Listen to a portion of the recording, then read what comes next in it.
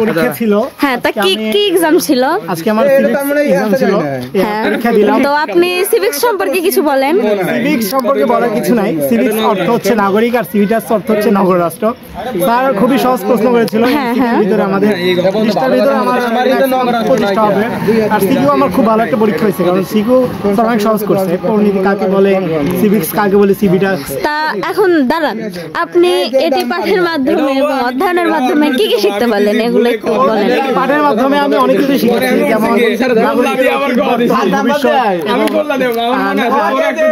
নাগরিক সম্পর্কে সামনে আমরা কি জানি, যেমন নাগরিক পরিণতি পাঠ করলে আমরা জানতে পারি সাধারণত সরকারের গঠন, সরকারের কালচার ইত্যাদি সম্পর্কে। এই চুপ, এরা এত বেয়াদবি করছে কেন?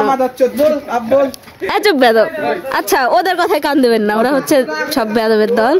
তো আপনি আপনার কথা চালিয়ে যান, আমি আপনাকে ভিডিও করছি, ঠিক আছে? আচ্ছা, না আজকে যে ওরা চলে যাচ্ছে, থাক আজকে, টাটা, বাই বাই। হ্যাঁ।